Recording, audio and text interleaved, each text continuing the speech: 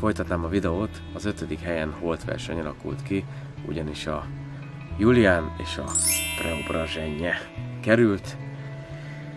Ugye tavaly nálam a dobogó második fokára állt a Preobrazhenye, hát én rontottam el az idei évet, ugyanis nagyon túlterheltem a tőkét, egy 2022-es telepítésről van szó, és sajnos hát az ember mohó és gyarló, tehát én legalább egy ilyen 1,5 kilós fürtököt, majdnem 15-öt hagytam egy tőkén, és borzasztóan leterheltem. Sajnos nem ért be egyöntetően, tehát fölül már szinte teljesen jó, alul még teljesen zöld, valahol még zöld a mag is, tehát még savanyú, és hát én rontottam el, hogy ismételjem magamat. Le kell vágni, nincs mese, meg kell kurtítani a fürtöt, mert egy hajtás, egy fürt, ugye az aranyszabály, amit tudunk, és tényleg nem kell mindig 1,5-2 kilós fürtökre törekedni. Én ugye a Békés Csabai bemutatóra akartam bemutatni a tisztelt nagy érdeműnek, hogy ugye ilyen fürtöket is össze lehet hozni a Preobrazhenyén, de látszik a bogyó méreten is, hogy nem az a hatalmas 20-25 g feletti bogyó, hanem ezek ilyen 8, max 10. Tehát látszik, hogy sokkal kisebbek a bogyók, nem egyszerre érik be, az ember saját kárán tanul. Jövőre nem fogok ennyit rajta hagyni, és inkább rámegyek a nagyobb bogyókra, mint a mennyiségre. Szóval a Juliánnal ugyanez van, és arra kell még ugye figyelni, vagy hát amit észrevettem, hogy itt a fürtnyélnél muszáj kötözni, tehát amilyen 800 és kiló fölötti fürt, azokat muszáj megkötözni, ugyanis jártam úgy, hogy nem vettem észre, és már el volt törve. Nem csak itt a fürtnyélnél, hanem az adott hajtás is például nem bírta el, és az a törzsnél szinte ott tört meg, úgyhogy arra kell vigyázni, ezeket kötözni kell még mielőtt elkezdene zsendülni a szőlő, mert utána, ha véletlenül kifelejtjük, akkor eltörik, és aztán azt vesszük észre, hogy nem színesedik, nem érik, nem cukrosodik. Jártam így jó pár tőkével, vagy fürttel, mert gyönyörűen nőtt egy ideig, csak aztán ugye a sok levél között eltört, és nem láttam, nem vettem észre, és csodálkoztam, hogy 3 hete már kész kéne, hogy legyen a fürt, és még mindig savanyú, és utána vettem észre, hogy persze, mert el van törve a vessző, és nem tud tápanyagot nyomni a gyümölcsbe, tehát erre figyelni kell a Preobrazhenyénél is, és nálam a Juliánra is, hogy kötözni kell ezeket a nagyobb súlyú fürtöket. 4. helyen ismét holtverseny alakult ki. A Taldun és a Bajkon úr között nem tudtam dűlőre jutni, úgyhogy bekategorizáltam mind a kettőjüket a 4. helyre. A Taldunról annyit kell tudni, hogy idén hozott először termést, sajnos az is ugye lefagyott, és csak kis bilingeket hozott, viszont azok brutálisan ropogósak. Egy finom, édes, harmonikus szőlőről van szó, ami szinte ropog az embernek a szájába. Nagyon jó, nagyon finom. Amit észrevettem rajta, hogy mivel még kicsi a tőke, és nagyon lent vannak még a vesszői, ezért a lenti részt azért elkapta a peronoszpóra a nyár elején, úgyhogy azzal küzdöttem. Meglátjuk, hogy jövőre, hogyha már magasabban lesznek a vesszők, akkor mennyire fog a gombabetegségeknek ellenállni. Ugye a másik a Bajkon úr, őt is brutálisan megterheltem, ugyanúgy, mint a Preobrazhenyét. Nagyon durván köti a fürtöket, tehát egy vesszőn akár 3 fürtőre is képes, szóval muszáj válogatni a fürtök közül, nem szabad olyan sokat hagyni rajta, és ugyanúgy, mint a Preónál is, le kell vágni. Vagy hát meg kell kurtítani, mert ugyanúgy itt már a teteje teljesen kész, az alja még savanyú, és én most viszem a ismerősöknek, barátoknak, és nem érik be egyöntetűen, tehát itt is észrevehető, hogy a nagy fürtök, amik majdnem 800 és 1 kilósokra meg tudnak nőni, azoknál ugye lehet ilyen érési probléma, hogy nem egyszerre érik be. Aki ki akarja várni, az nyilván kivárja, de észrevettem már, hogy a tetején van egy-két többet bogyó is, ugye, ami már túlérett, és az alja még egy picit még savanykás, tehát nem biztos, hogy ezt is meg kell hagyni 1 kilós fürtre, hanem jó nekünk a 500-600 grammos fürt is. Ez sokkal lédúsabb, inkább a Preobrazsényihez tudnám hasonlítani, hogy az ilyen kicsit ilyen lédús, tehát a Taldunhoz képest teljesen más a két szőlő, de úgy nagyon dekoratív, nekem tetszik, hogy ilyen sűrű a fürt szerkezete, íze nagyon finom, harmonikus, és nem igazán betegszik, tehát valaki mondta, hogy a lisztharmat megtámadja, nekem pergolám van, és nem nagyon vettem rajta észre semmilyen gombabetegséget. Úgyhogy ők kerültek a 4. helyre. Hát elérkeztünk a legjobb 3 fajtához, ugyanis a 3. helyre én most a Dunavot raknám. Egy nagyon jó szőlőről van szó, jó húsos, ropogós szőlő, tehát a Taldun után nekem ő a legropogósabb fajtám, és nem reped, az íze harmonikus, egy kicsi cseresznye ízt is érzek benne, aztán lehet, hogy én csak bebeszélem magamnak, de nekem nagyon ízlik. Ugye nekem van oltványon is, tehát egy régi magyar csemegeszőlőbe van beoltva, azon nagyon jól teljesít, ami saját gyökérem van, azok még igencsak le vannak maradva, és egy-egy fürtöt hoztak, azok is sokkal kisebbek, mint ami oltványon van.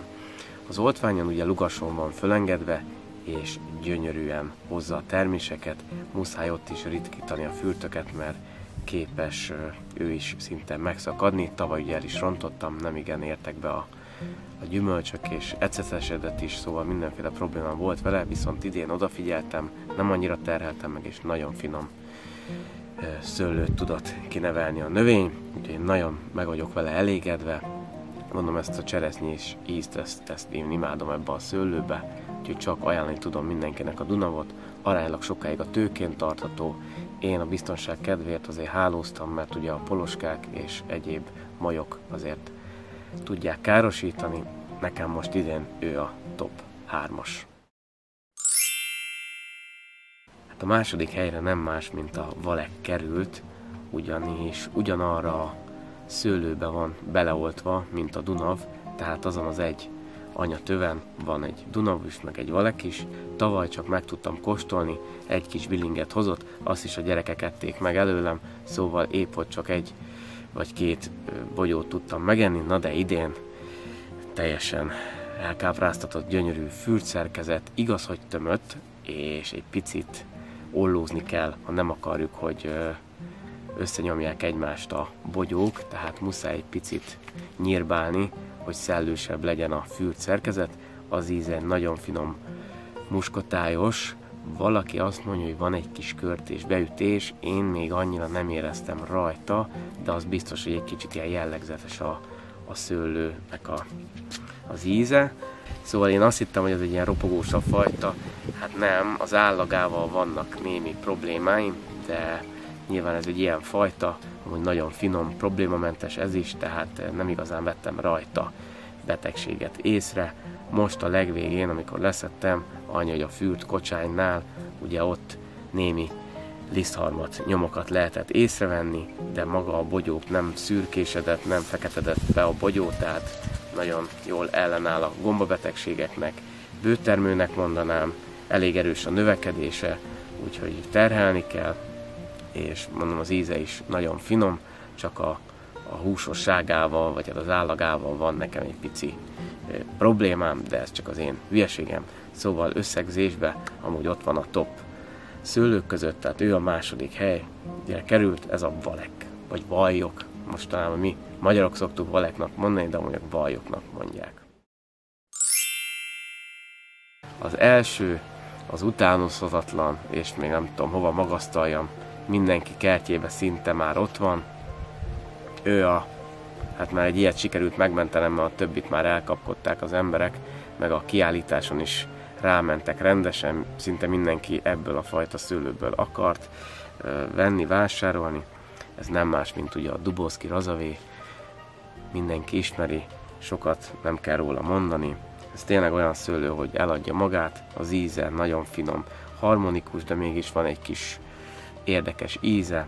A kislányomnak ez a kedvence, ő csak azt szoktam mondani, hogy ez a nagy szőlő, úgyhogy mindig ebből a nagy szőlőből kell neki vigyek, mert imádja. Én is nagyon szeretem. Igazából arra kell odafigyelni, hogy amikor már szinte ilyen állapotban van, le kell szedni. A bemutatóra vittem egy 1,5 kilós fürtöt, és sajnos a poloskák elkezdték kiszivódni, tehát ahogy kicsit puhul már a bogyó, és hozzáér a hálóhoz, ott megszúrja a poloska, és pár nap alatt elkezd úgymond rothadásnak indulni a bogyó, és ugye a locsolással is vigyázni kell, mert ha túl sok víz éri, akkor ki tud csattani. Tehát tavaly ugye az esős időjárásban volt nekem is olyan fürtöm, ami eléggé kicsattant, viszont mivel ilyen asszályos ez az év, így nem igazán volt vele probléma. Észre lehetett venni, amikor locsoltam, hogy a kacsfürtök, vagy a másodfürtök viszont már elég csúnyán kirepedtek, tehát ez a fajta erre érzékeny. Valaki csöpögtetőrendszerrel oldja meg a folyamatos locsolást, én mondom, egy héten egyszer tudok kijutni, ott egy picit adok nekik, nem úgy, mint a bolond, de amikor ilyen asszályos év van, akkor szerintem ez egy top szőlő, úgyhogy 2024 győztese megint csak a Dubovsky Razevé lett. Nagyon szeretem, a család is imádja, a barátok is, úgyhogy csak ajánlani tudom mindenkinek. Ha nincs nagy eső, akkor a Dubovsky az a nyerő. A lista végéhez érve joggal mondhatjátok, hogy ezeknél a fajtáknál vannak sokkal jobbak. Természetesen tisztában vagyok vele én is, de az én fajta gyűjteményemben ezek a szőlők lettek a legjobbak. Azért azt el szeretném mondani, hogy kik csúsztak le a top listáról egyéb okok miatt. Például a Kismis Velesz nálam lefagyott, és utána a albúrügyekből már csak kis fürtöket hozott, és hiánybetegségekben, tehát tápanyag hiányba szenvedett. Nem is csináltam róla fotót se videót, mert ez az idei év az neki nem jött be. Árkádia rozovám szintúgy lefagyott, egy fürtöt hozott, nem akarom minősíteni. Leveresztett az araszoló hernyó sajnos megtépázta, szinte az összes rügyet kirágta, és alvó rügyből már nem tudott hozni fürtöket. Nagyon nagy bánatomra, mert azt hittem, hogy ott lesz a top 3-ba.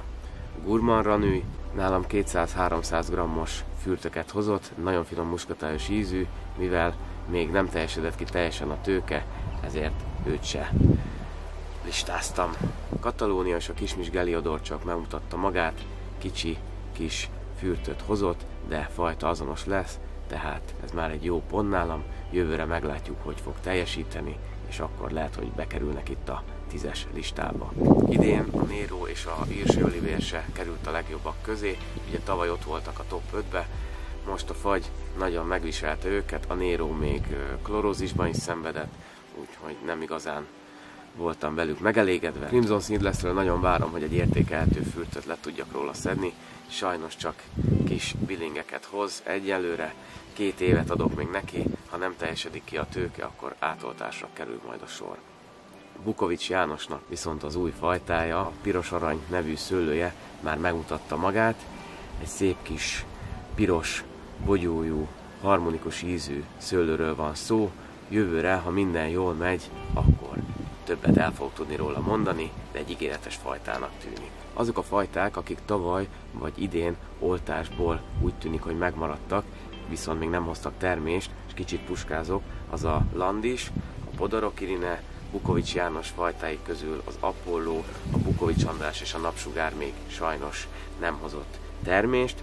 Aztán Kovács Barnától van még itt a Landis Valek, a Krasavcsik és a Muscat Iziumski, úgyhogy ezeket a fajtákat remélhetőleg jövőre már be fogom tudni mutatni.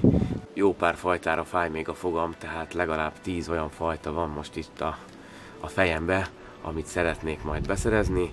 Jó pár emberrel már beszéltem, felvettem velük a kapcsolatot, úgyhogy bővül majd a család, de hát tudjuk, hogy ez egy olyan vírus, amit ha egyszer elkapunk, nagyon nehezen tudunk leküzdeni. Hely az egyre kevesebb, viszont a lelkesedés annál nagyobb, de hát próbálkozunk, oltogatunk, keresünk mi is az új fajtákat, jövőre remélhetőleg megint más lesz a toplistám. Írjátok meg kommentbe, hogy nektek mik azok a fajták, amik beváltak, és miket ajánlanátok a közönségnek. Köszönöm szépen a figyelmet, legközelebb találkozunk. Sziasztok!